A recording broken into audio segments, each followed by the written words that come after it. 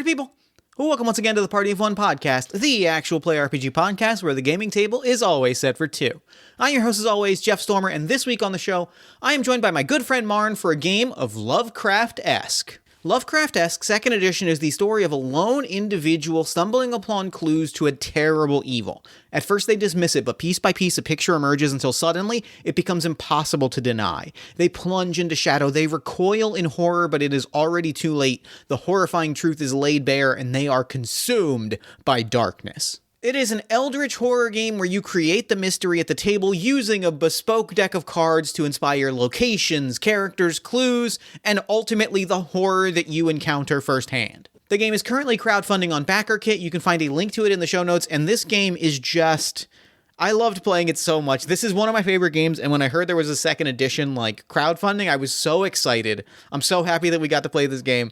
It rules. Go check it out. You can find a link in the show notes. You know Marn from past appearances on the show, as well as the co-host of Argonauts, the IRG review podcast she hosts with Andrew Sherman. You also know Marn as the future GM of Interstitial Infinity, the Infinity Train crossover fan fiction series on Riley Hopkins and Their Amazing Friends, debuting later this year, early next year. As well as the co-host of Dead Teen House Party, the Scream TV series rewatch podcast, as well as a web serial author of Prairie Song. And also just one of my favorite people to play games with and chat with and talk about Booster Gold and the Blue Beetle and the DC Comic 52 with. Marn's great. I really love everything that Marn works on. You can check out everything Marn is working on the Moonshot Podcast Network at moonshotpods.com, or head to marns.card.co to check out links to all of the stuff that she does, or follow her on Twitter at Corpse Revivers. Now, real quick before we dive in, a special thank you to Kelraxis, our newest backer on Patreon. Thank you for supporting the show, as well as all the games that I create and other stuff that we work on over a given year. Patreon backers get access to early releases of episodes, raw audio of Party of Ones, coming soon, bonus episodes of Party of One. We'll talk about that in the near future, as well as extra podcasts like Jeff Stormer Podcaster for Hire and Party of None. You can find more information at patreon.com/Jeff Stormer. And with all that said, let's go ahead and throw it over to me in the past so that he can get started with the show. Take it past me. Thanks, future me. I am so excited to be sitting down once again with Marn. Marn, thank you so much for coming on Party of One. Hello, thank you for having me. I am really running the Halloween guest circuit this year somehow. You know what? That's a pretty good circuit to run, all things considered. The old Halloween territory run. I do feel very flattered that a lot of people who do podcasts who I'm friends with were like, we need to do a Halloween guest episode. Martin, you want to be on that? This makes me very happy to know. I will say to the world, to all of the other podcasters, I had reached out to Marn in March. We did. I have for the last 6 months looked at my Google schedule spreadsheet, and it just had a slot that was on Halloween that just said some spooky shit with Mar. Hell yeah! And so here we are here today. We are making that a reality.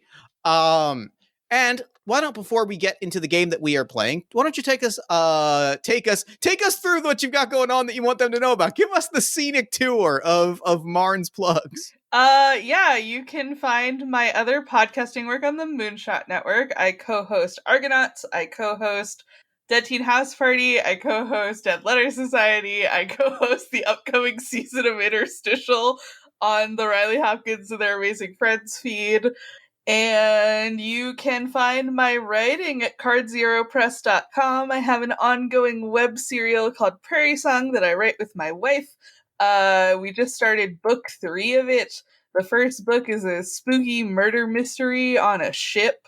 If you want something to read for Halloween, I think it's pretty good. Murder mystery on a boat is a good angle. That's just good. That is a winning set of words. I love a mystery set on a boat. You can't Mysteries go wrong. on boats fucking rule. Also, I know that we are on a podcast network together, so it feels redundant for me to say that the stuff that you make rules, but I like the trailer for Interstitial Infinity, which I will put in the show notes of this episode. God damn it, I am the most hyped that I cannot express the level of sheer hype and thrill that I had watching that trailer, and everyone in that cast like going like, God, this is a group of people just fully unleashing everything and leaving nothing behind, and that's the coolest thing on the planet. Thank you. I'm very, very excited for Interstitial Infinity to come out. This might not get left at the podcast, but the people who solve the arc will get to listen to the first episode because we hit it at the end of the arc. Great. We love that. We love that. So this week we are playing Lovecraftesque. This is the second edition of the game. The game is at the time of the release of this episode, currently crowdfunding. You can find the link to that in the show notes. I'm sure I talked about it in the intro and outro. This is a game about telling cosmic horror, unknowable horror stories in the vein of noted racist shitbag H.P. Lovecraft, which is why it is Lovecraft-esque. Mm-hmm. They've redesigned the game to be in like a card deck form factor. I almost said card captor, which is like a much different game experience. So we have a deck of cards here in front of us. I've split it into each of our decks, and we are going to tell the story of a lone investigator slowly discovering some evil that is beyond the realm of human comprehension. I am so excited. I'm so excited. So why don't we go ahead and dive in? We'll walk ourselves through the rules. We will make our characters and locations, and then we'll play out the mystery. Hell yeah. I'm going to start flipping our story deck that's going to walk us through the rules. We've talked through the introduction of the game. We can talk through our safety stuff. Marn, is there anything on our lines and veils list that you want to specifically call out? Ooh. I think we have like worked together in the past, so like we know like our mutual. So I don't think there's anything that likely is going to come up. So I think we're probably okay. Yeah, I was gonna say I can't think of anything. All right, which means that the next item on our list, we are going to flip the stop and erase cards. We can tap these at any time. We should see ourselves tapping the. I guess we can also flip them now that I realize if you click a thing in playingcards.io, it flips. Even better way to evoke the thing. That's great. We have the stop card, which allows us to, at any moment, stop play, take a break, talk through things. And the erase card, which is if we reach a thing and we're like, actually, I would like for that not to be what happens, we can tap the erase card and remove a thing from the story. This being a horror game, it is good to talk through our safety stuff just as a matter of course. Yeah. All right, so we have our mystery deck in front of us. This is all of our plot twists and story beats. We also have our location and character cards. These are the characters and places that are going to come up. They're all pretty broad, and we'll get into them during play. Okay, so we've got our story track in front of us, which is going to kind of guide us through each of the phases of play. We'll explain what that means as we work through it. The next thing that we're going to do is we're going to share one weird thing. This is a great mechanic. This is a mechanic that brings me a tremendous amount of joy. Marn, what's a weird thing? Either something that has happened to you that is inexplicable, or a weird fact about you. What is it is specifically listed in the rulebook as something strange or inexplicable, a story you heard, a book, movie, or piece of media that you enjoyed, something that puts you in the mind of mysteries, weirdness, and horror. Ooh. What's a weird thing, Marn? So I know we were literally just talking about boat mysteries, but in preparation to like write a boat mystery, I read a book that my wife recommended to me, which was Devil in the Dark Water, which is about, it's like a historical fiction fantasy book about a like a Dutch ship crossing an extremely dangerous trade route, and they have a detective who is like locked in the brig, and a bunch of like weird demonic murders start happening aboard the ship. That rules. That's sick as hell. It's awesome. It's so scary. They play with stuff like, oh, like the murderer like crawled up the side of the ship, so it has to be like a supernatural force doing the murders. It's so good. That rules. That's so good. I love that.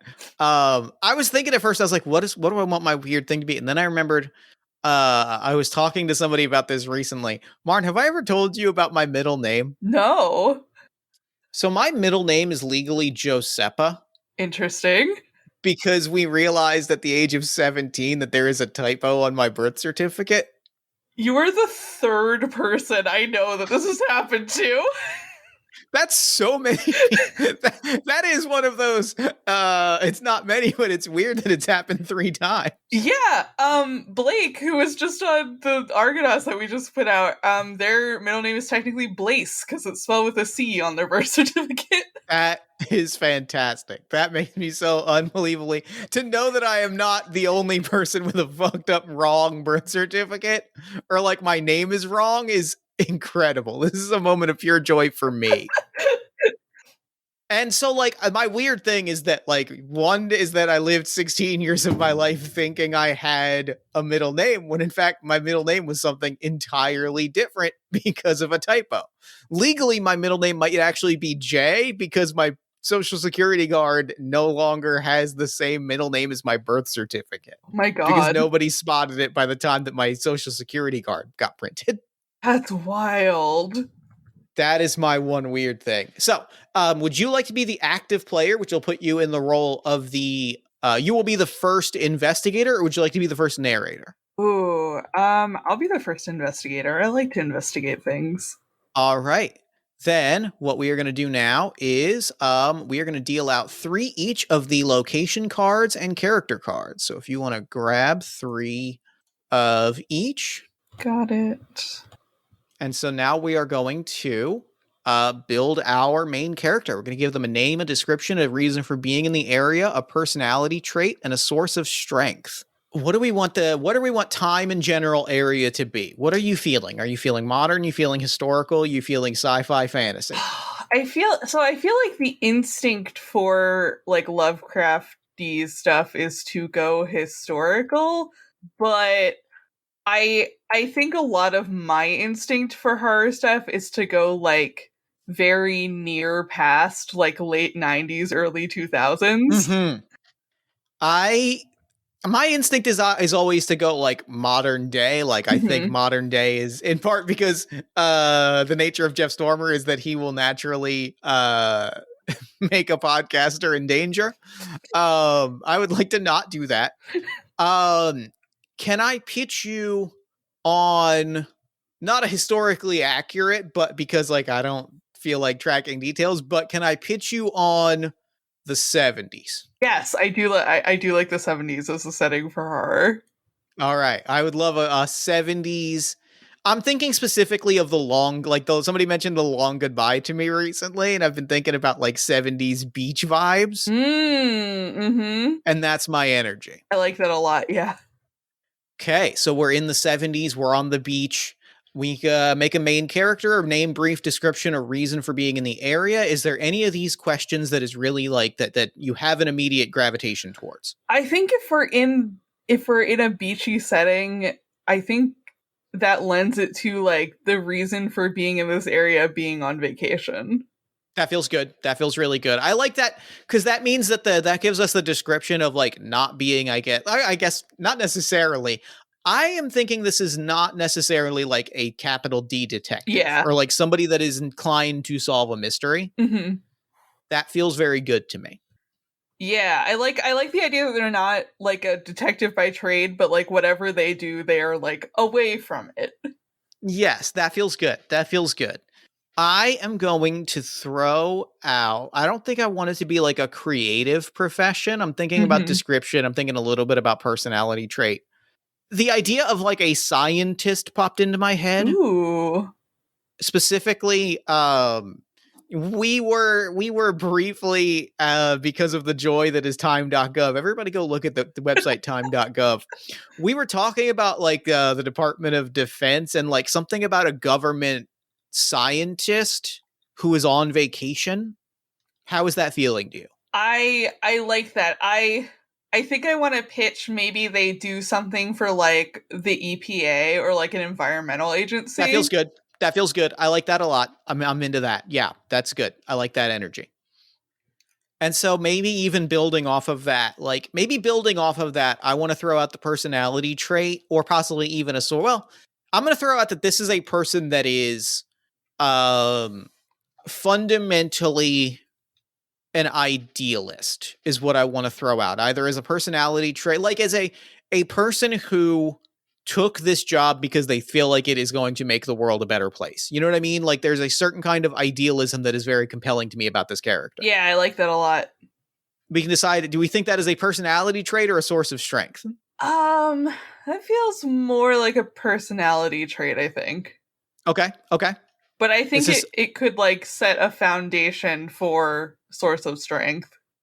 our source of strength is something that holds them together, that helps them hold together when things get scary. It's not so much a skill or ability. It is like the thing that they come back to. And so that does feel like a good jumping off point, but I want to figure out exactly what that looks like. Yeah. What jumps into your head? Ooh. I'm thinking of if there's a way to tie in like scientist slash environmentalist and idealism into like something that is a cohesive like single source of strength.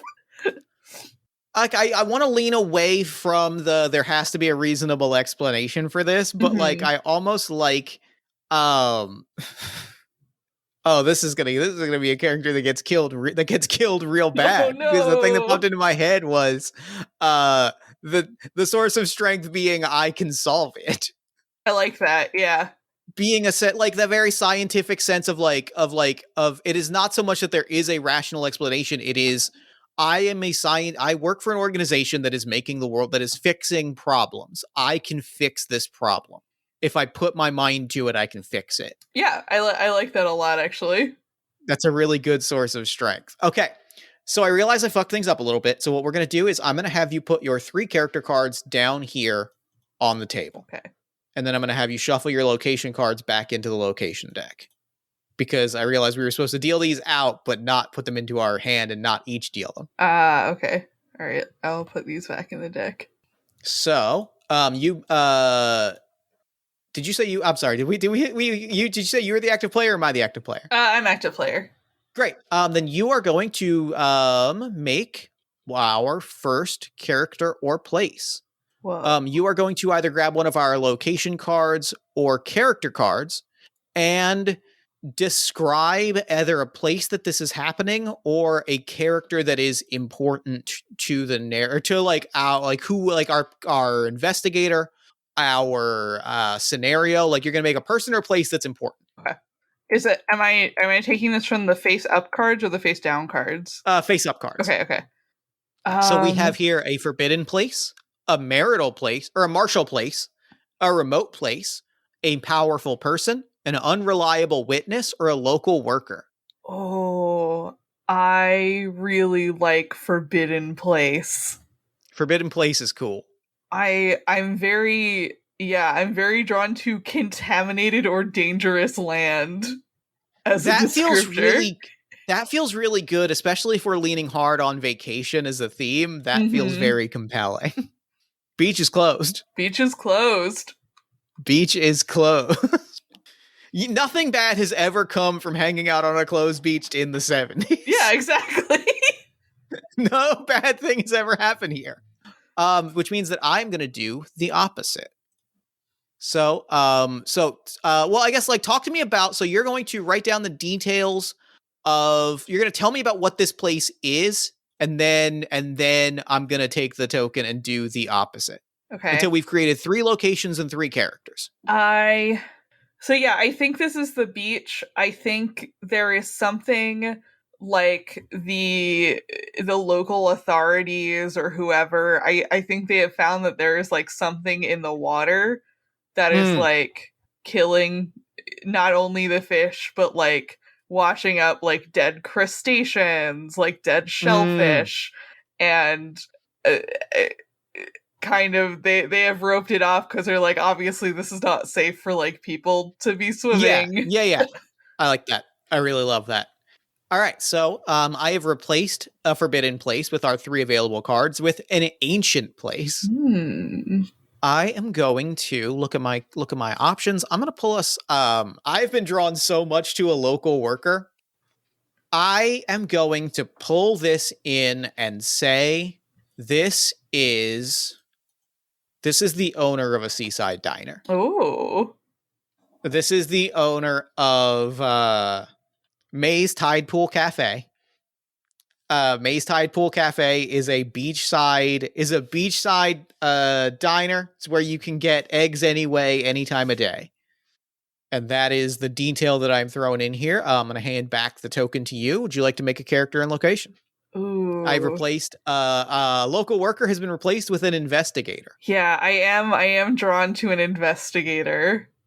I think this is a local like grad student who is studying marine biology, who keeps trying to like duck the authorities and get into the beach to like get a sample of the dead crabs. That's great. I like that. That's cool. We have replaced an investigator with a dangerous character, but I'm going to pull a location because I've been thinking about this remote place. I guess safety tool check. How are you with underwater? I'm good. I'm fine with it. Perfect. Because I think a dangerous place is a coral reef. Yes. I think a full-on coral reef is a remote place that is important. It is off the shore. Maybe that's even we can decide maybe that's a little bit of even what brings our investigator here, but like there is a notable coral reef nearby. Is the contaminated water killing the coral? I think I like that. I think that's a vibe that I like. So we have a ghost coral situation. A ghost coral situation is very good. The other possibility is that the coral reef is positively thriving, but I almost feel like that pushes us too easily towards this is the spooky thing. Yeah. So what is the third and final thing that you want to create? Oh. Ooh.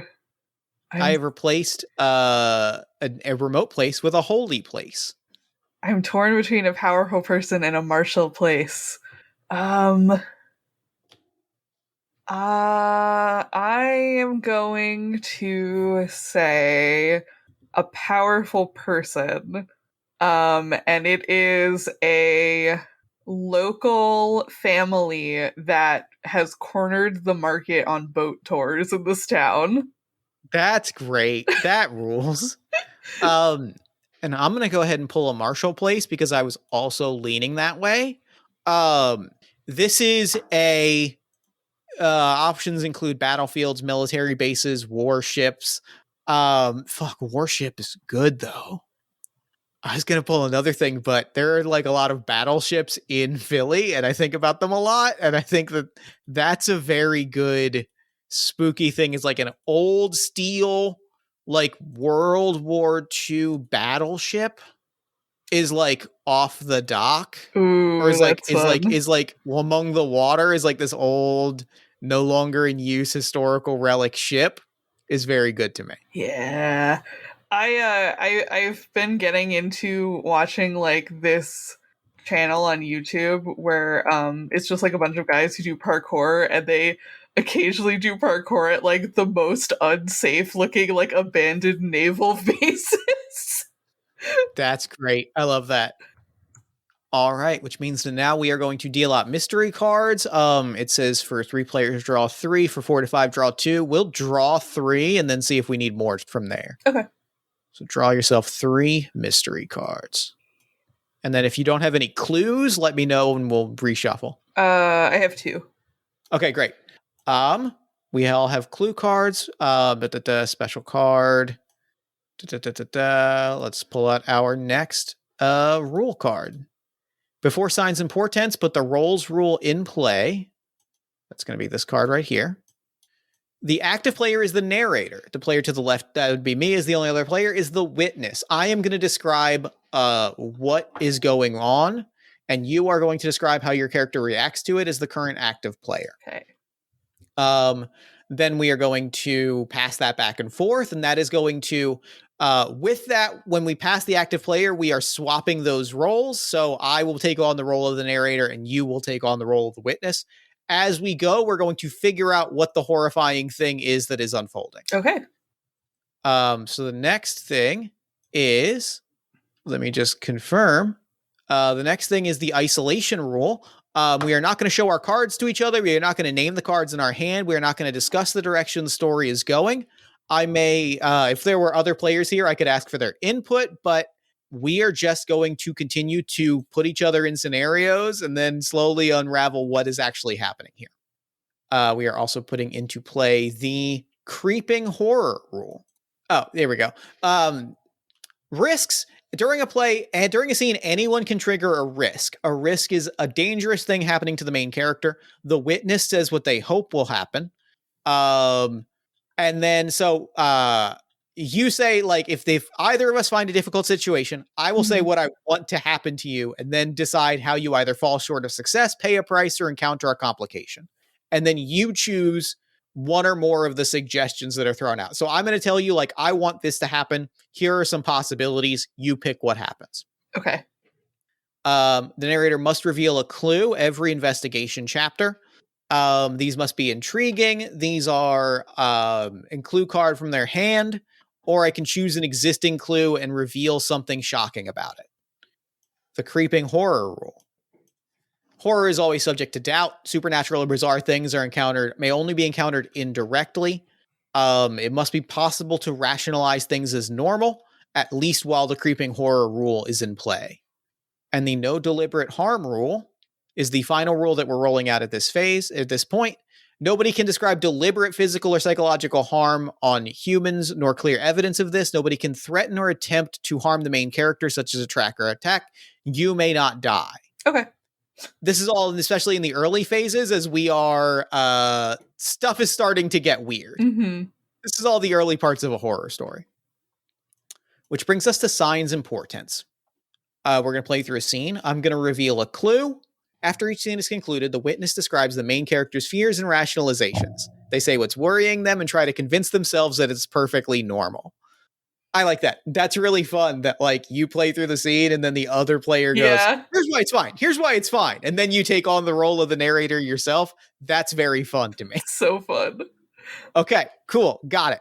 We're going to play through a scene, reveal a clue, do fears and rationalizations, then leap to conclusions.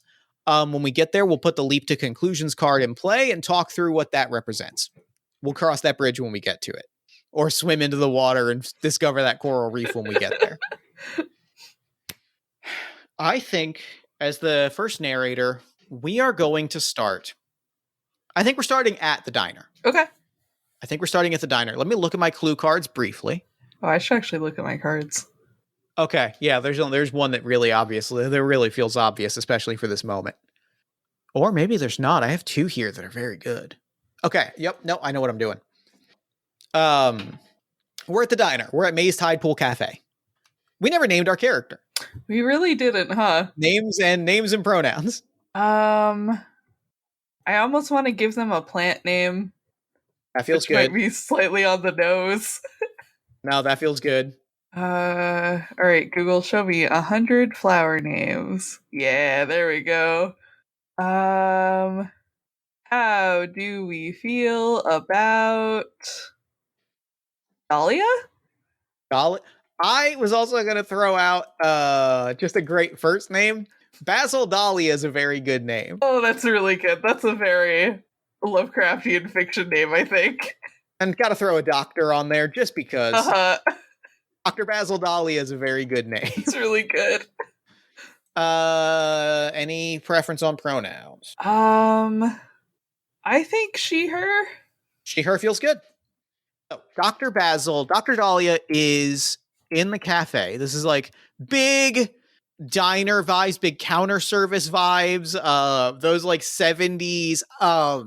It is actually mainly an outdoor restaurant in the style of like 70s walk-up cafes. Big, you're sitting on a park bench eating a hot dog is the vibe. And I think like everybody is enjoying themselves as normal, except you get your food, you sit down, immediately you are struck by something as you're watching the waves. You know, I think that May's Cafe is locked off from part of the beach, or part of the closed off beach is accessible, or would be accessible if it wasn't closed, from May's. So like you can see some of the beach where tourists can go, and then there's a large section that is like police taped off. How do you react when there is what sounds like a blood-curdling human scream coming from the crashing of a wave? Whoa. Wave hits the sand. Oh, jeez. I have an important question that doesn't have anything to do with the wave sound. What coast are we on? Because this is important to me. Good. I want to say West Coast. I think that like more perennial summer energy is West Coast to me. Yeah, that makes sense. Like more getaway vibes, but also the East Coast shore trip is very funny, and like I think that you and I also can both get to some pretty specific East Coast shore references. That's how we got it. We got to go. We got to go where we're going to pull some real specific shit.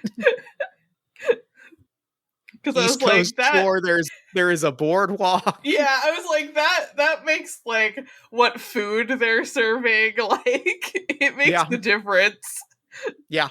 Yeah, no. East Coast makes sense because there would be all sorts of like crabs and crustaceans and shit. I think the thing to do is is there like a crowd at the police tape line, or is it just like unattended?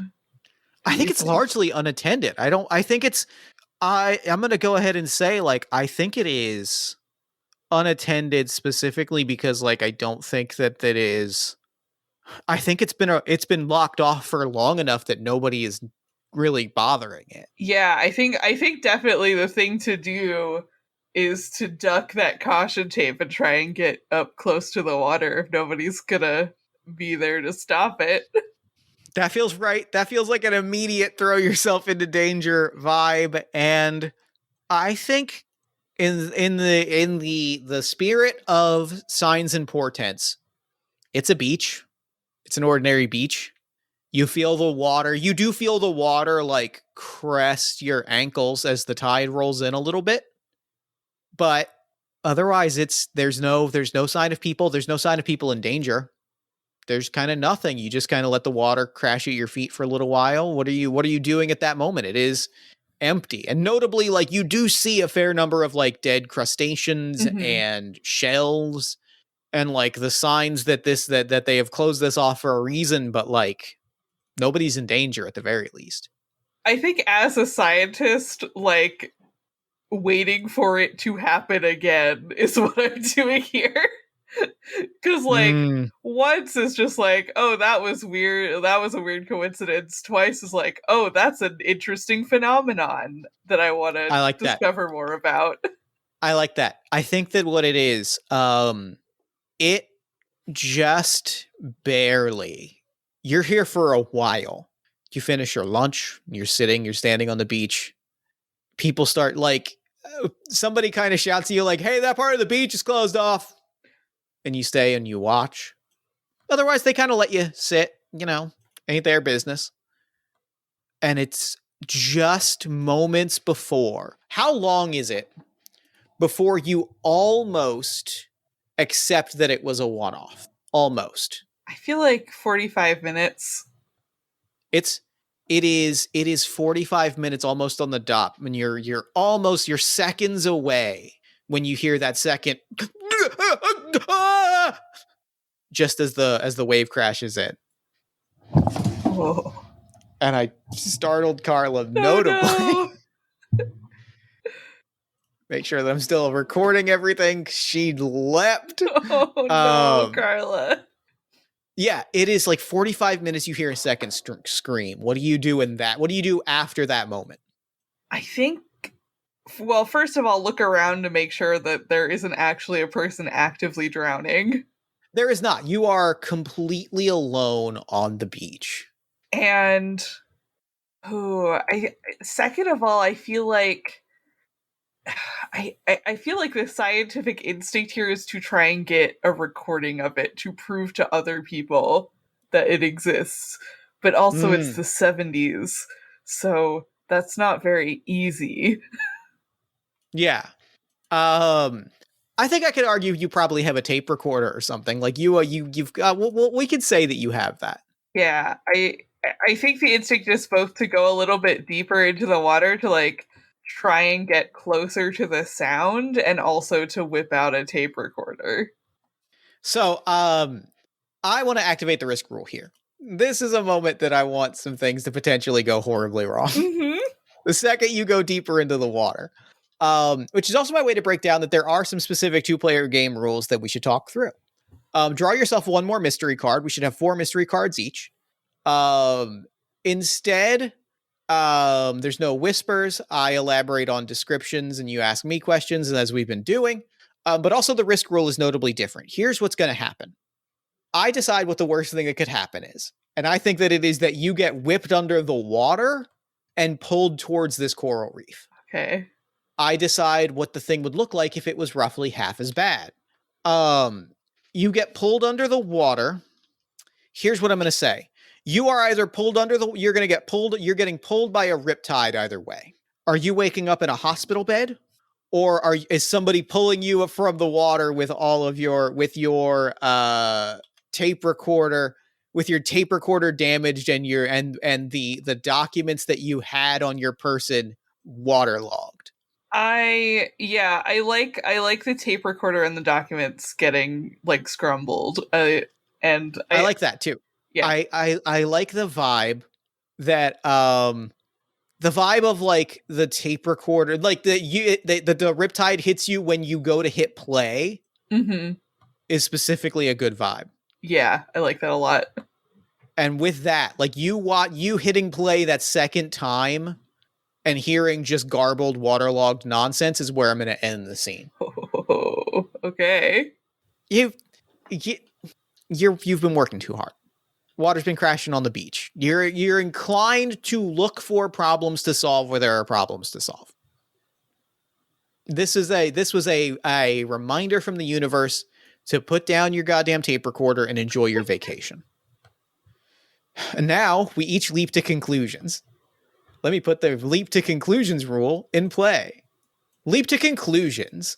We're each going to quietly, silently, and secretly write down what we think is going on here. Okay. And we are going to keep track of that so that we can talk about it later. But we just have to decide what we think that the end game of this is. And then that'll change each time we leap to conclusions. We'll change and tweak that answer. But that's what we're doing here. I have written down my conclusion. Let me know when you've got yours. All right, I got one. Okay. Then I become the protagonist or the narrator. You become the witness. Talk to me about what is unfolding next. Okay. Let me look at my cards. Oh, okay. I think I have, this feels like a natural continuation. I'm going to play Fear and Loathing. Oh. And I think this is like immediately afterwards, because this is you being dragged out of the water. By our investigator. Our marine biology student. Yep. Who is there like gathering a bucket full of crabs to like look at later. And is extremely alarmed that you were that far in the water. And is trying to kind of explain like, hey, everything in the water is dying. Like, are you stupid to like go out there? You could have like swallowed harmful bacteria. We don't know what's in there, but it's killing literally everything. Have they? And I think like the second that she hears we don't know, that's when the tick comes in, right? That's when, I mean, have they studied it? No, that's what I'm trying to do, but they didn't let me in here until they kind of sent all the cops away and stopped caring about it. I think that she reaches for a business. I reach for a business card that is ruined. Slap wet paper in your hand. Dr. Basil Dahlia, EPA. I think I'd like to commission a little bit of a study here. Oh, they didn't They didn't actually send you. You just kind of rocked up on this and decided to walk all the way in the poison water. I was on vacation. All right. Well, I guess we're in it now. I guess we're in this together. Yes. Do we want to call the scene there? Yeah. All right. So we have water. Talk to me about what the rationalizations are here. Talk to me about where Dahlia's head is at. I feel like the rationalization is probably like there has to be something the town is doing that they aren't recognizing to pollute this water, and I need to find out what it is. I like that. I really, that's very good. I'm going to, it's not clear in the rules text. I'm going to say, I feel like there's enough cards that we should be. Okay. So draw that fourth card. Oh, shoot. That's location. Okay. I've got my next clue. Okay. What does the study look like? What's the investigation look like? I think there definitely has to be some sampling of the water, and then maybe sending that to government labs that have more resources than like the local university to like test for chemicals in the water, and maybe taking some of like the dead crabs and doing autopsies on them and like cutting open some dead fish to like see if they ate anything weird or like if anything is just like straight up melting their insides. You get a call back from your coworker Maurice Feldman at the EPA. Maurice calls you back, like you send this over to your colleague. You're in your hotel room. You're in your motel room. It's the 70s, it should be a motel. And you get a call back. Hey Basil, quick question. What the fuck? What do you mean what the fuck? I mean, what the fuck? What did you send me? I sent you some water samples and a couple of... What? That was not water. Or what was it? I was kind of hoping you could tell me. Because, like, whatever it was, it ate through everything. It ate through... It ate through... You sent over, like, it's hard to... It made it... Once the second that we like put it under a microscope, the second that we looked at it, we didn't have a microscope anymore. Are you catching my drift here? That's alarming considering I took it from the ocean around where I'm staying. Yeah, that's pretty fucking alarming. Either way, you're on the hook for a microscope. That's fair. Sorry, I'm just messing with you. But like, yeah. Maybe take a shower after you take a dip. I'm not getting into that again. Are you kidding me? I probably wouldn't recommend it. It seems... And here's the question, Basil. How did it get here? I don't know. And it's not destroying the wildlife. It's just killing them, apparently. Their insides are perfectly intact from what I've been able to tell. Huh. Because it didn't leave a whole lot intact when we took a look at it, but the thing that we can't figure out is like, is it that the water got here? That's what we can't figure out. I don't know. That's fascinating, but I won't send you any more samples. Yeah, I mean, keep me posted because frankly, I'm enraptured, but like maybe hold off on the samples unless we can confirm that it travels safe. I will. I guess I'll be stuck using the university labs in that case. All right. And I think he kind of quietly hangs up and you look back at the water. Something, I mean, that microscope was old. Let's not mince words, but like there is clearly something destructive in this water. Clearly someone has put something toxic and corrosive in this water that reacts weird when it is interacted with. You know what I mean? Like, clearly there is something that needs to, once you can figure out what that is, you're probably fine. Yeah. You're probably fine. Yeah, maybe it just doesn't like getting shaken in the mail. Yeah, probably. That seems fair. All right. Take a moment to write down a conclusion. I've got mine marked out here. And then we go to our next portent. All right, I have my conclusion. Okay. Talk me through, take over the active role. I should note, you don't have to play your card at the very top. You can.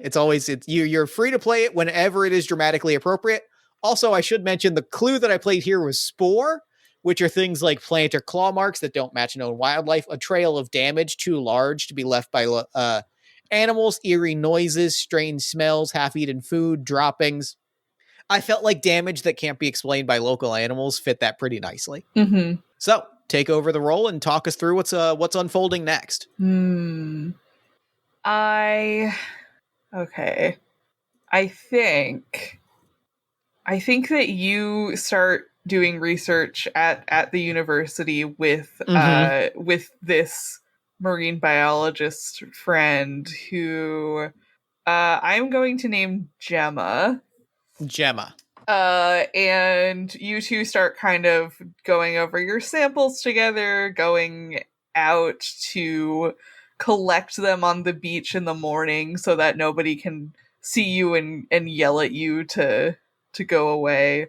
And I think that after a couple days of this, you go into the lab around lunchtime to bring in the day's samples and see if there's anything weird.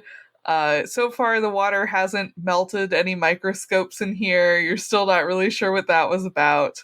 And you find the university lab completely trashed. Oh. And all of your samples have either been stolen or destroyed. And you had a full like test tube rack of water from different dates and times that were all like neatly labeled. And that is just gone. And I played the card meddling. Oh. I think Basil arranges a meeting with Gemma at the diner, specifically at one of the outdoor tables. Basil has purchased sunglasses. They are big touristy, like plasticky 70s tourist shades. And a ball cap that says it says eat sleep pontoon. Awesome.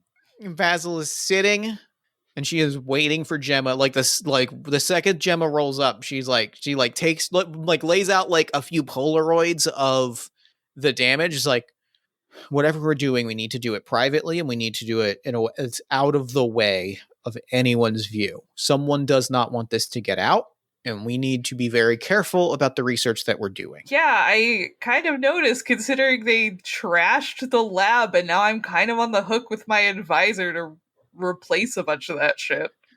Well, you'll be at least happy to know that I am also on the hook for a top-of-the-line microscope with our friends at the Environmental Protection Agency. It seems that whoever shut this down also had a way of destroying a microscope. From several states away? That's almost impressive. Yeah, I don't know what that means, but it means that we are on the right track, we are doing the right thing, and that somebody does not want that to get figured out, and that somebody has access to the knowledge that we are working and that we might find something. So I have to ask you, Gemma, is there anybody in town that we think fits that bill? Well, I mean, sure, anybody who wants to go back to the beach and pretend there's nothing wrong. But if you're looking for someone in specific, there's that family that runs the glass bottom boat tours of the coral reef. They're probably hurting for money right now because that's their source of income out there. I mean, I have doubts about their reach as far as destroying a microscope from 3 states away, but a lead is a lead. We don't rule anything out. I mean, Are you writing this down? This is good advice. Yeah, sure. I definitely writing it down. And she It's like gets not up visibly writing anything. and like gets up and makes a plan to like either book a tour or confront the owner of this family directly, Mm-hmm. but is like making the move to figure out like to interact with this family directly. Yeah. I think as you leave, Gemma also stands up to go and says, "Oh hey, whoever did this, they have to have had a student ID to get into the lab. I mean, Oh, that's not a hard thing to steal, but something worth considering." damn good point. Huh. And walks off without a word. Okay. Rationalize it. I Maybe it was a student. Maybe they got tired of seeing all that crap in the lab and we're just like, you know what? I'm getting rid of it. Mm-hmm. Grad students are petty. You never know what they might do. I like that. I really like that. That's great. Okay. I've written down my conclusion. Right, I have a conclusion. Okay. So what's your next move? What is Basil's next move? I think I feel like the obvious next move would be to get on one of those boat tours, but they're not running, right? Yeah, So they are not running at the moment. I I feel like the next obvious move is to snoop around like maybe the tour booking office Mm-hmm. and and pretend to want to do touristy things because like I'm here as a tourist. So, the tour agency is it is Reef Gazer Tours. Reef Gazer Tours, they have like a very lovely office in the down, like we are in full on downtown. There are Mhm. there are like it is similar to Atlantic City where there's the beach, the boardwalk, and then you walk 2 blocks and you are in a full-fledged 70s New York scene. Yeah. The office is immediately very off-putting. And it is off-putting because there is the most elaborate and haunting coral reef structures of like statues of coral reef covering this office. It is on the Oh. outside, is on the inside. Everything is covered head to toe in like immediately disarming, immediately off-putting, you know, strangely bending, twisting, elaborate, decorative, all like stucco clay coral reef. It seems to stretch everywhere. And it is not style, it's not decoration in the way that like if you were to decorate something with a coral reef theme, you might put it on a corner. You might make like a column that's kind of coral reef themed. It is constant. It is bending around corners. It is bending into windowsills. It is jutting out. And as you like walk around hallways, you kind of have to duck out of the way of an occasional like limb of coral reef jutting out in just a weird angle. The edges of it, you touch one for just a brief moment and it is sharp. This is made to be intense and visceral, and it is confusing. The level of detail that went into this coral reef sculptures are confusing more than anything.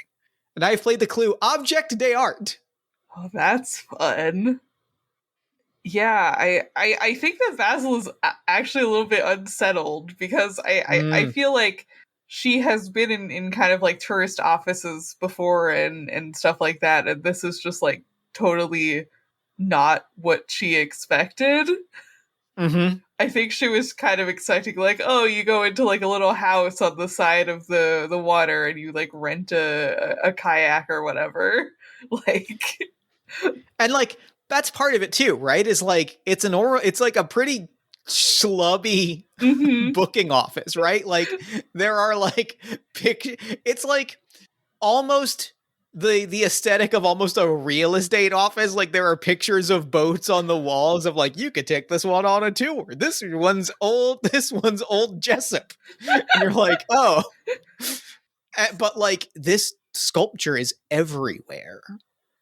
Yeah, I think she kind of gives it a wide berth or attempts to because there's something like kind of weird and unsettling about seeing it when she didn't expect to. But I do think she kind of pokes around and like goes up to the front desk and says, I'm in from out of town for a week or so. Do you know anything about when they're gonna open back up the beach? You want a tour? You want a tour? And like scrambling, like this poor this poor receptionist starts like scrambling papers. We're actually open right now. We can take you on a tour right now if you want to go right now. Like we could get one tonight or tomorrow. Or the thing is, we should specify the beach is closed. We're not closed. But you understand what I mean? Well, I thought there was something dangerous about the beach. Is that not true? They put up caution tape. Yeah, well, the thing about a glass bottom boat is it doesn't go on the beach. People think that because the beach isn't safe, that the ocean's not safe. And honestly, it's a big ocean. If you want to go on the water and see some cool stuff underwater, we can take you on the water and you'll see some cool stuff underwater. Problem is people don't want to go see some cool stuff on the water, so they assume everything is bad. Well, I did hear there was some interesting naval stuff around here. And I think like there's a beat where you just see this receptionist surrounded by fucked up coral sculptures. You talking about the coral? I guess. It's pretty cool. If you want to go see it, it's pretty cool. I have heard good things about it. I heard it used to be a little bit more colorful. I'm not sure if that's true. Ebbs and flows, right? Like, it is an unfortunate nature of that coral reefs don't last forever as much as we would love them to. But sometimes, things die. Well, I guess that's true. Listen. Let's get you on this boat. Let's get you. I'm gonna pull up old Jessup. I'm gonna. Hey, can we get Ronnie? Ronnie, we got one, buddy. That's right. We're back on the water. We're back, baby. How does tonight sound? Does tonight sound good? Please tell me tonight sounds good. Tonight sounds fine. Hooray! And I think that's the end of our scene. Yeah. Maybe these people just fucking love coral. Maybe they just really like coral. Like, for as much as we imagined, as much as this seems like some sort of fucked up bad situation, it also seems like maybe this family just really fucking loves coral. Who doesn't love coral? It's pretty interesting. It's really genuinely interesting.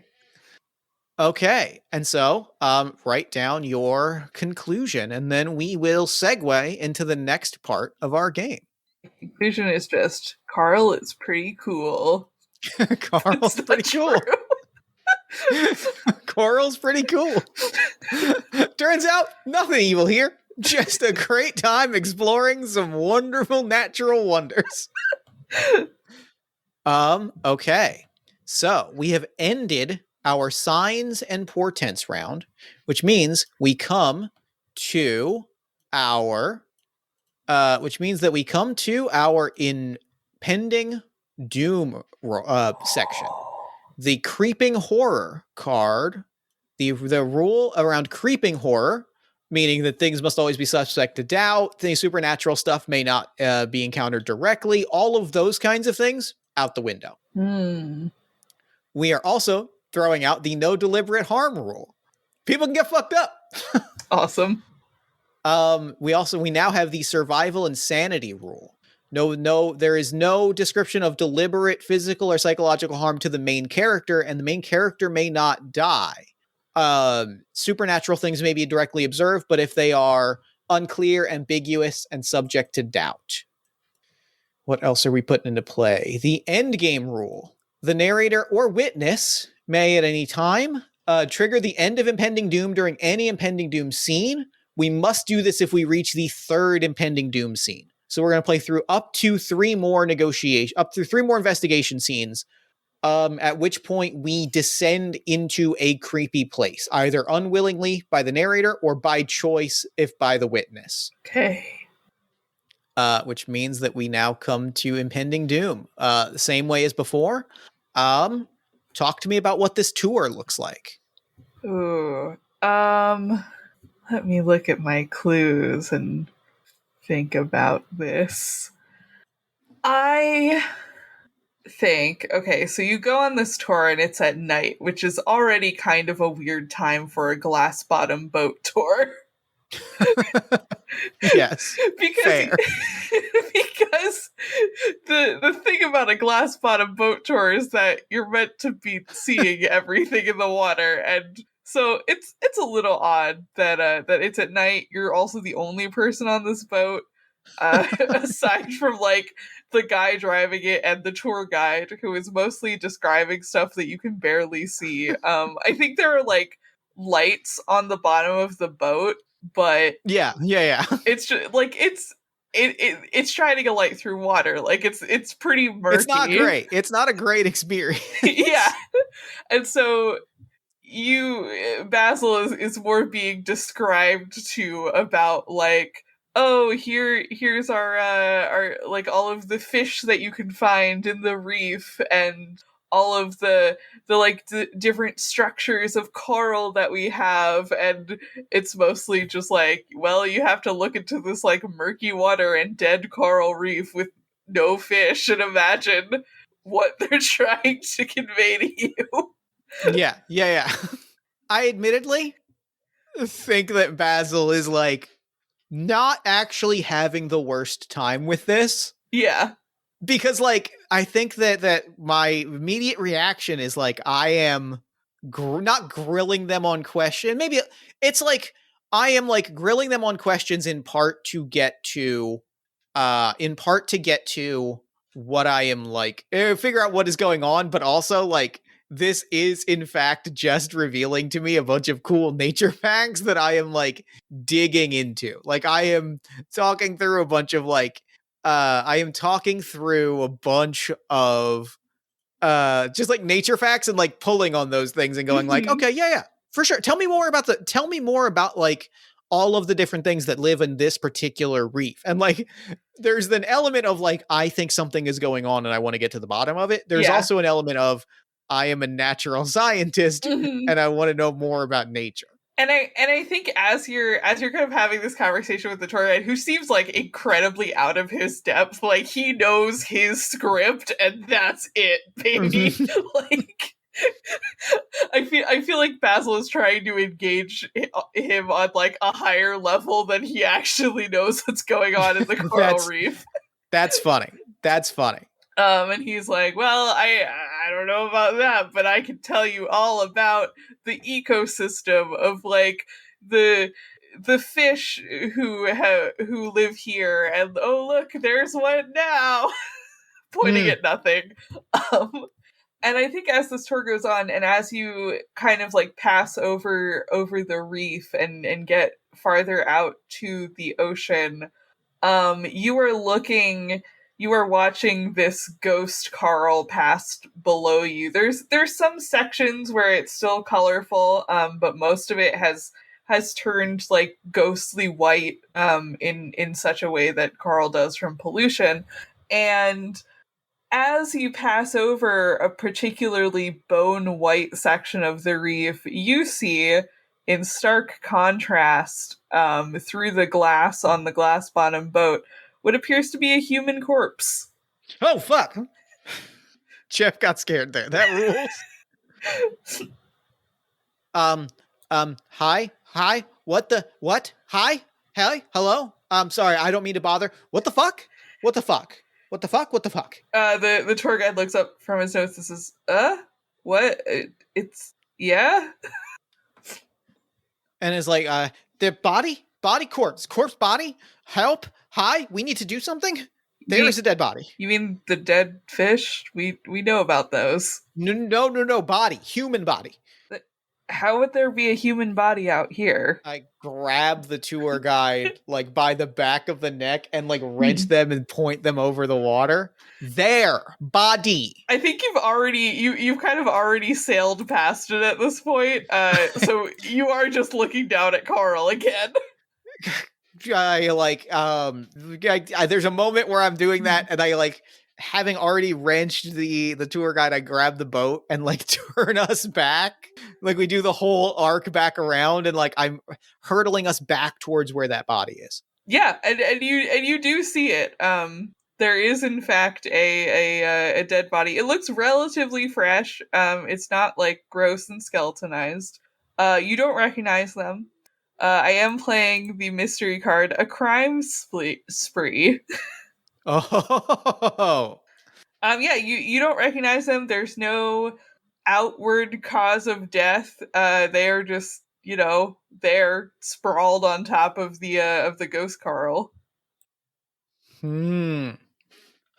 There, body. Do you see it? The tour guide looks genuinely freaked out now. It's like, oh, that's a dead body. Yes. Thank you.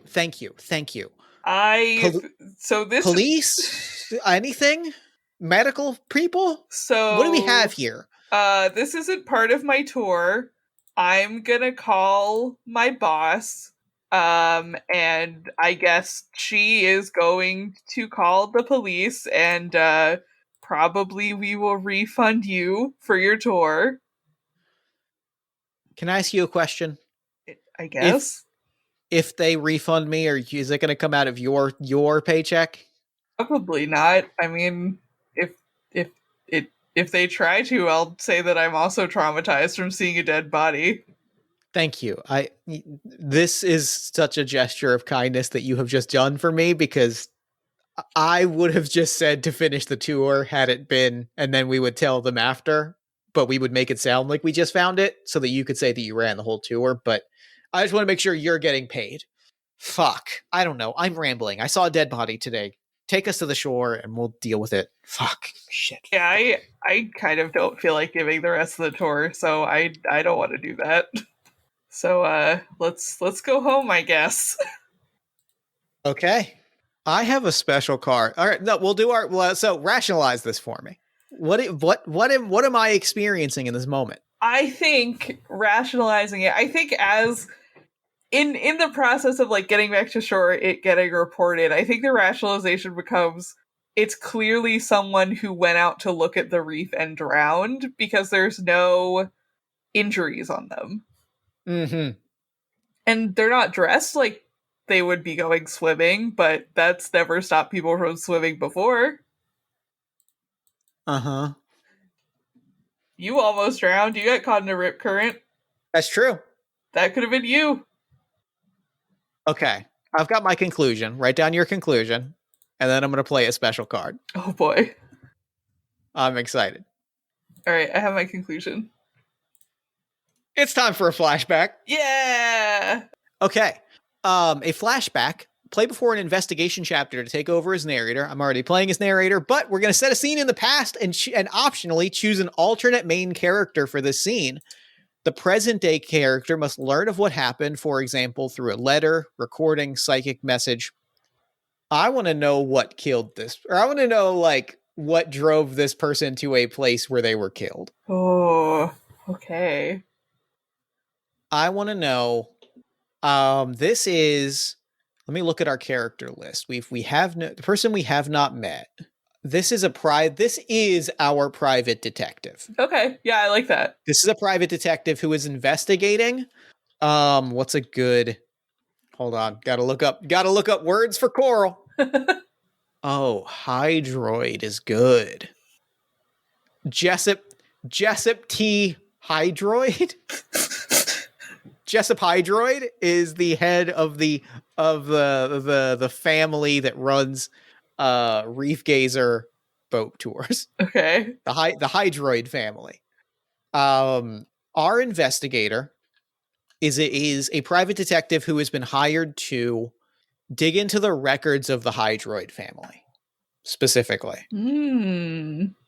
So, with that, we are going to play through an investigation scene through the perspective of this character before he walked into the ocean and was and died among a coral reef. Awesome. And they were going to find information that is going to make its way back to Basil, probably through like notes and documents in his apartment or something. I will leave that part to you. We can talk through it after, but our investigator, whose name is Rick Strictly. Rick Strictly. Rick Strictly is investigating the Hydroid family Okay. for malpractice or for some kind of malfeasance. You know what it is? It is a boat dispute. It is the dispute of old Jessup, which predates Jessup Hydroid. It is the family's oldest and proudest boat. Awesome. Investigating who the legal owner of that boat should be. It's because it's been like the title is missing, and I'm trying to figure out who should own the boat. Mm-hmm. What am I finding as I investigate? I think that you find a paper trail. Like this family is pretty on the legal up and up. They have a lot of their papers in order. There's just some that are kind of suspiciously absent. And I think that you find a way into one of the offices at the like the tourist shop. Whether it be by like distracting one of the tour guides and kind of like slipping in or sneaking in the dead of night or whatever you have to do. And I think that you empty out a file cabinet and kind of grab a bunch of stuff and go back to your motel to leaf through it. And you find some weird stuff in there. You find some contracts, some boat contracts that look way too old to be for the boats that are in this family's fleet. They're on like really crumbling paper. And they were obviously like drawn up and signed decades, possibly centuries ago. You find papers with signatures from like very old family ancestors about like work that was done on the boats and trading money for like different boat parts and all of those sorts of things. And you do find the contract for old Jessup. It is on just like a loose kind of folded up old sheet of paper. And it appears to be the person who sold the boat. Their signature is illegible and possibly not even in English. And the whoever from the family signed for this boat appears to have signed it in a bloody thumbprint. Oh, fuck. I am playing the card Strange Writings. Oh. Okay. I think gathering all of these notes, like, I think that this is a conspiracy board apartment is what this is. Yeah. We see Rick, crack this filing cabinet. He's got the turtleneck, he's got the beanie hat. He cracks the file cabinet. He finds all of this and starts laying things out.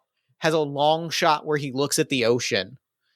Like looks at all we see a moment where he looks around at all of this fucking sculptures, right? And we see him laying it out all around his apartment. We see him looking at the sculptures. We see him looking at the ocean. And then maybe I want to propose that we just see his abandoned apartment as Basil breaks into it. Yeah, I like that. And that all of this information is like stuff that we pieced together after the fact. I would also amend, as he looks out at the ocean, you see the boat drift by on the horizon. Yep, absolutely perfect. All right. Which means that I'm gonna oh my god, this game rules. Telling horror stories with my friend Marn rules. That's rips. I don't even know if we need to. I guess like should we? I guess we should rationalize this. Let's rationalize what Basil has learned from Basil's perspective. I think Basil has learned that old money families are weird.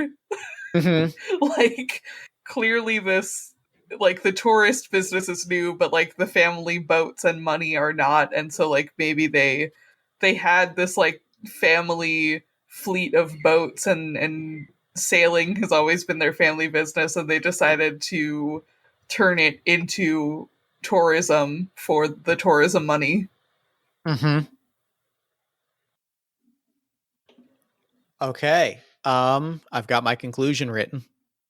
Fuck, this is good shit. Okay, talk to me with him. Let me know when you're ready, and we'll kick to our final investigation scene before the journey into darkness. I'm good. I have my conclusion. Okay. Okay.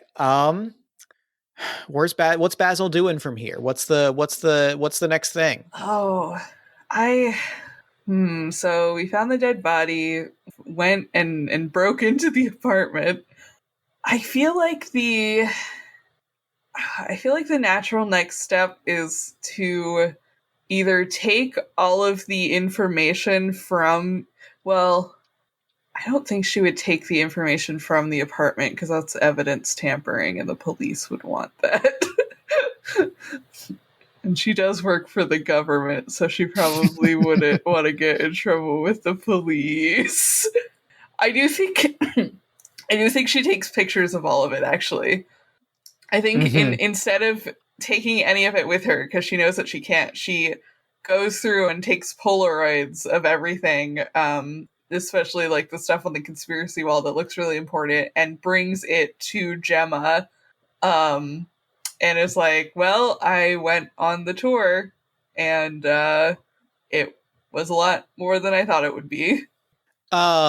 You find Gemma.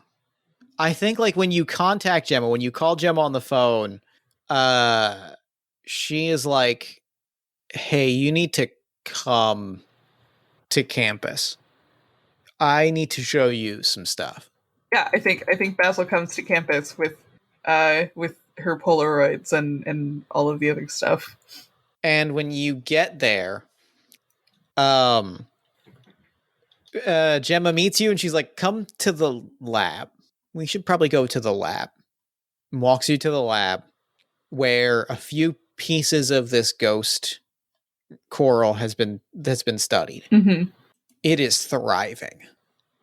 I have played the horror out of time card. Oh. Which in the context of dying coral is fucking fascinating. Because it opens up a whole angle that I don't even think is necessarily like intended, but like also fantastic.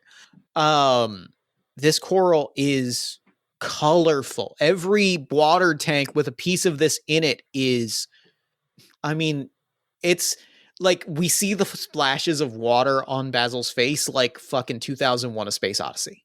Ooh. Where we just see the flashes of color as light hits this coral reef. It is rainbow colored. It is beautiful. It is lush. It is alive and it is thriving in a way that honestly, even if it weren't already dead, it shouldn't be in a lab environment. Wild. Yeah, I think Basil is thrown by this. And it's like, what did you do to it? Oh, we nothing. We came in today and it was different. It just did this overnight? It just did this overnight. That's not possible. It just did this overnight. I just saw the coral last night on the boat tour. That's not possible. I don't know what happened last night, but something happened and this coral is looking a lot different than it did.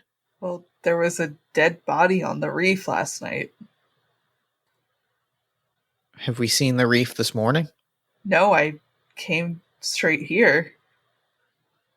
Because if this coral is fine. Yeah. Yeah, we should. Yeah. Hell yeah. Yeah. Yeah. Something.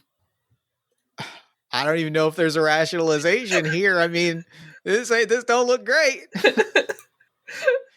Coral's haunted. Coral's haunted. Cox gun. Cox gun. Coral haunted. Okay. Which means that is, I've written down my conclusion. Once you've got your conclusion, we have reached our final impending doom scene, which means we embark on the journey into darkness. Okay. All right, I have mine.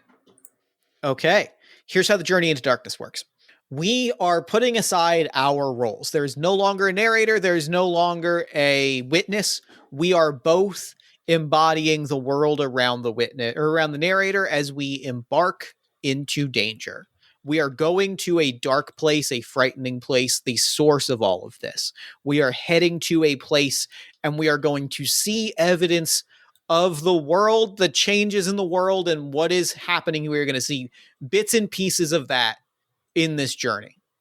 Okay. Marn, do you have an idea of what the place we might be heading to is? Oh God. Probably something closer to the Carl, I would say. Probably, right? That seems like a big, scary, secluded place that we alluded to. Yeah. So we are on a boat headed towards this reef. And how this is going to work, let me read it pretty specifically. Starting with the player that would be the active player, which I believe is me, right? Mhm. I'm just gonna describe a few sentences of either the environment, what the narrator is seeing, and this is really just like a few sentences, like one brief detail of either the environment as we move deeper into darkness, or the main character's fears and rationalizations. We're not revealing new clues. We are not we're not revealing new clues. We are not necessarily like finding out new information. This is just the creepy, weird journey towards the final horror. Okay. We are going to do this 13. We are going to do this up to 16 times. After 13 times, let me mark down 13 so I can count us down. After 16 go arounds, so after we've each done 8, we have to move to the final horror. We can call it early after 13. Okay. The first thing that you notice is the first thing that we see is a broken fence, an empty dock. It is late at night, and we are on a stolen glass bottom boat. Yeah, baby. Yeah, we are. Gemma did not come with us. We are alone. Mm-hmm. Go ahead. So we're on the stolen boat. Mm-hmm. I think it has to be heading out farther and farther from shore. Mm-hmm. And I think as it is doing that, like, there is a weather shift and it becomes very cold suddenly. Mm-hmm. The tide pushes us. We are like the boat is pushed by the tide suddenly, almost violently, towards. At first, we are heading towards the reef, and then the tide pushes us violently, and we notice that the boat has rearranged direction. We are headed towards the. We are heading towards the. This is the USS Safe Harbor. Oh, awesome, unthreatening name for a boat.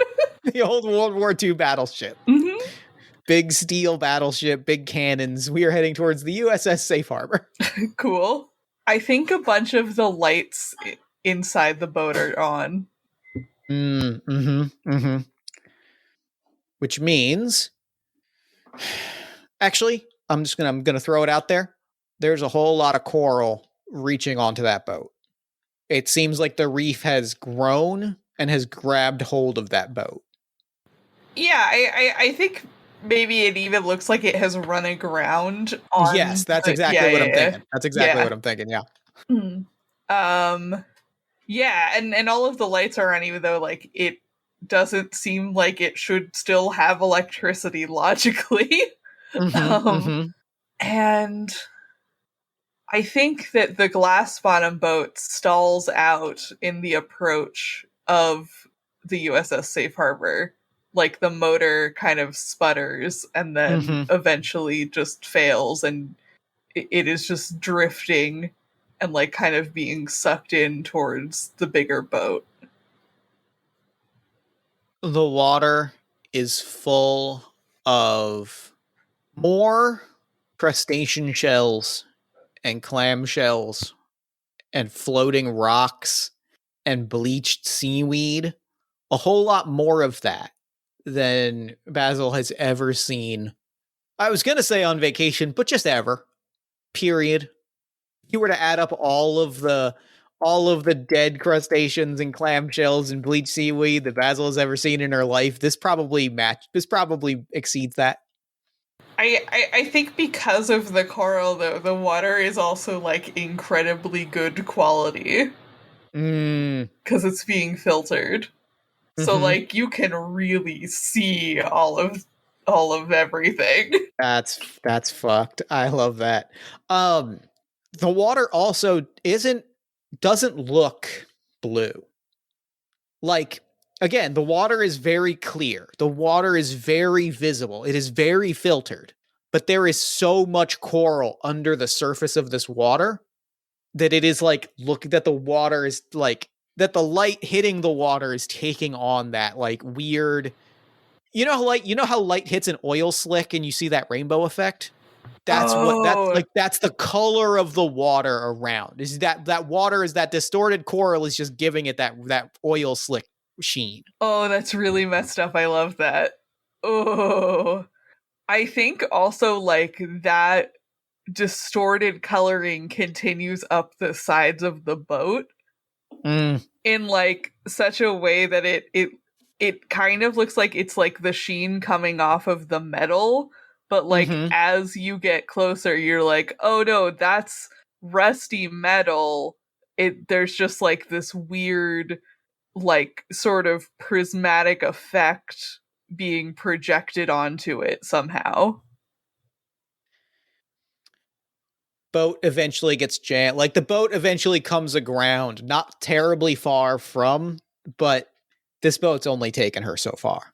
Eventually, like it itself runs aground of a reef in a spot where we're at a point where last night we passed by this area and it was fine. Now there is coral digging into the boat. Yeah, I think the coral has kind of like rooted the boat to the bottom of the ocean.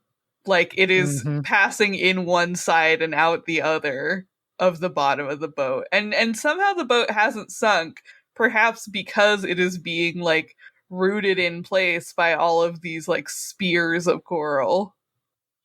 And then in an instant, all of the lights on the bottom of the boat that have kind of guided us on like what we've seen underneath the boat punctured and shattered. Oh. Lights out. That's scary. Yeah, the only light is coming from the USS Safe Harbor. Oh man. That is 13, which tells us that we can end it at any moment, or we can play through the next 3. I think that feels like a really good place to end it. Okay, then we have arrived at the final horror. This is a single scene in which the narrator reveals the full truth of the horror.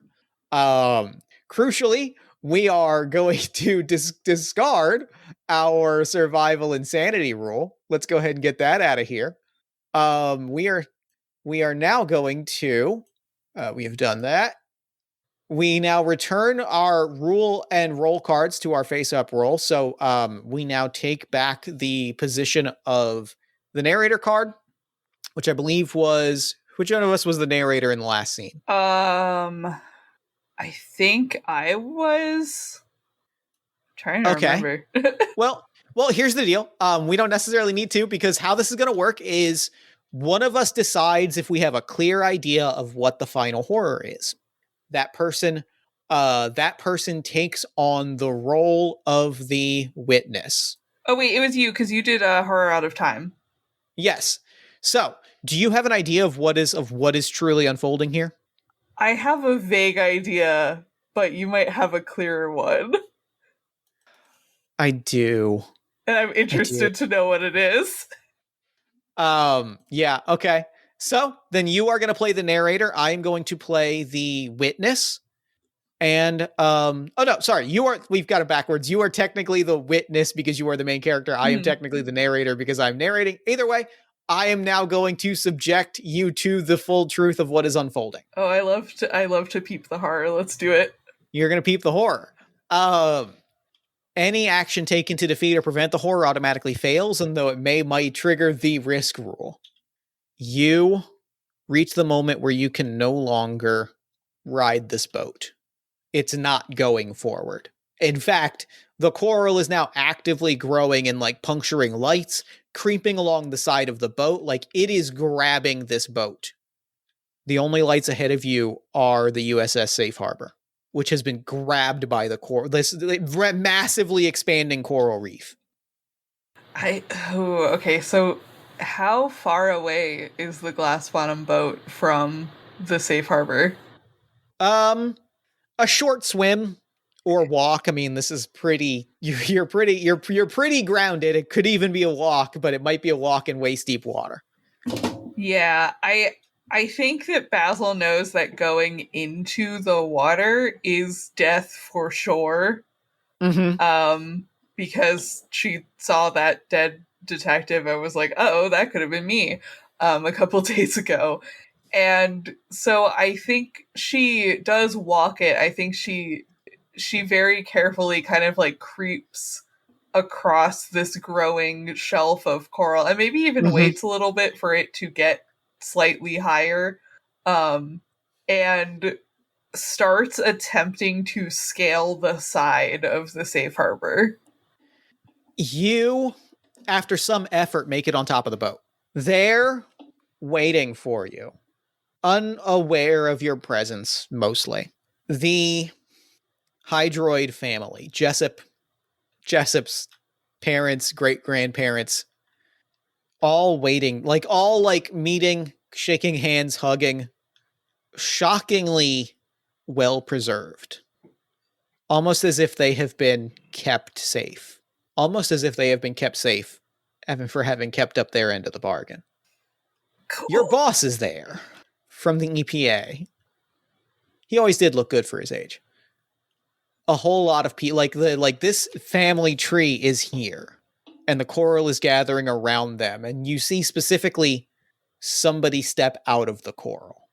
They are wearing clothes from the 1700s.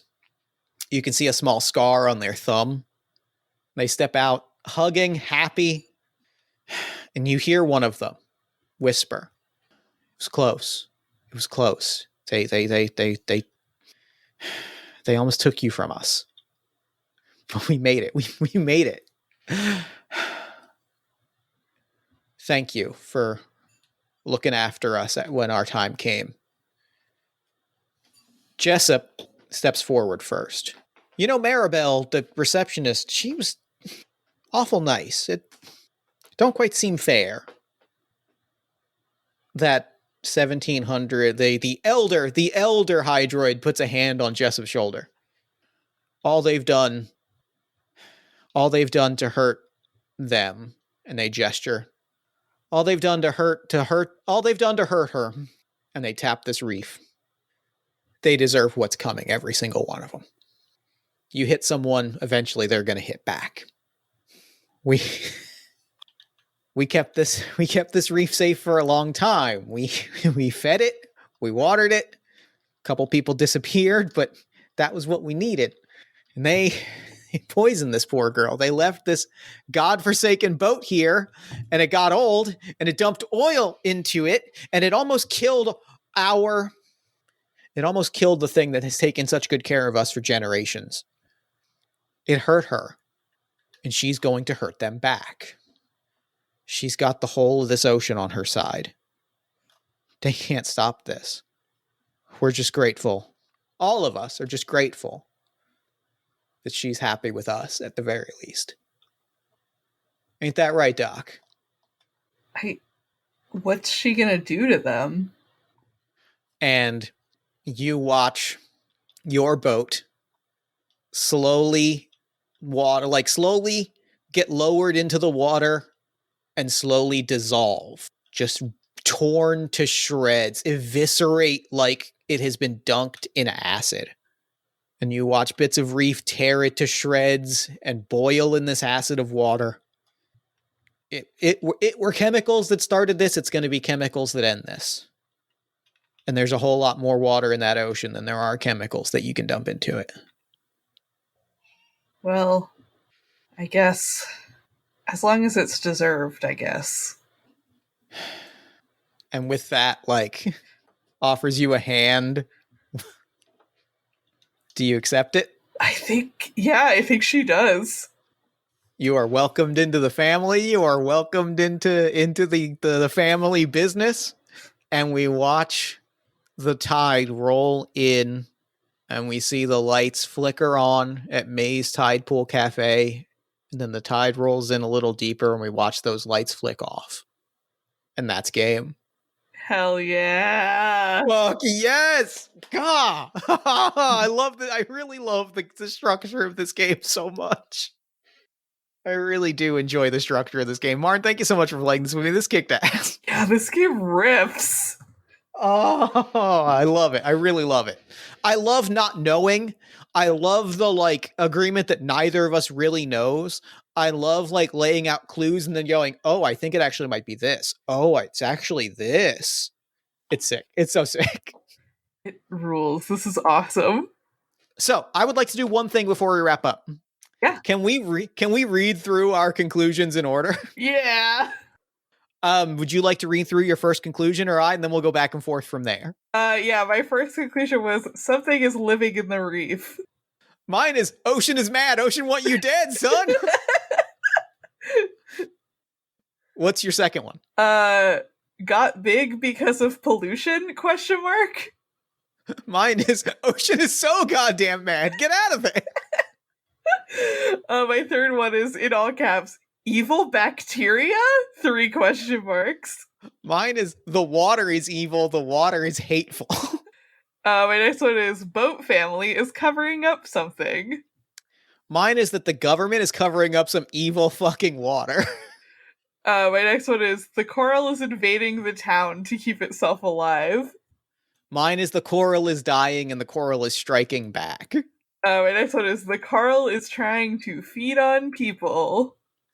What I wrote down is the coral is full on killing people. It's a slasher, but it's coral. My next one is boat family made a deal with the thing in the coral. Mine is this coral making a family immortal? And my last one is, in all caps, coral blood sacrifice. Mine is, in all caps, this coral is hungry and the hydroids have been feeding it people. And then when it came time for the final horror, I looked at all of these and I was like, I really like, the water is evil. I just like that ocean water is just destroying shit. And I really like that the coral is dying and the coral is just fucking pissed and is like, all right, we are going to... I kind of blended a few of those together to make the final horror. It's very good. I really liked that. That was cool. That was fun. Evil coral is such a good concept. Evil coral in that, I just love a good, a good justifiable horror villain is great shit. This rule. Evil horror, but, they were right to do it. That moment of, fuck, I can't argue this. Yeah. It's good shit. All right, Marn, thank you for playing this with me. Anything you'd like to shout out before we wrap things up? Where can people find you and your work online? You can find me on Twitter at Corpse Survivors. You can find my tabletop game work at marns.itch.io. And you can find all of my writing at cardzeropress.com or cardzeropress.itch.io. Fantastic. Well, thank you again for playing this with me. This ruled. And now I'm going to throw it over to me in the future so that he can wrap things up. Take a future me. Thanks, past me. And thanks again to Marn for coming on the show. That game was, that was everything that I love in horror. Truly and legitimately, that was just, everything that I want out of horror gaming was just embodied perfectly in that story. Zero notes. Thrilled from beginning to end. This game rips. Playing games with my good friend Marn is incredible. I loved every part of this. This was fantastic. Be sure to head to the show notes for your own copy of Lovecraftesque that's still funding on BackerKit. With a few days left, it is fully funded, so go get your own copy. And be sure to check out all of Marn's work at marns.car.co or follow her on Twitter at Corpse Revivers. Then while you're on Twitter, follow us at Party of One Pod. Like us on Facebook at facebook.com/partyofonepodcast. Find us on TikTok at Party of One Podcast. Find us on Tumblr at Party of One Pod. Subscribe to our newsletter at buttondown.email/partyofonepodcast. And join our Discord community at bit.ly/partyofonediscord. If you enjoy the show, there's a lot of ways to support it. You can support us financially at patreon.com/JeffStormer or Ko-fi.com/JeffStormer. You can give us a nice iTunes review, shout us out to a friend, give us some love on social media.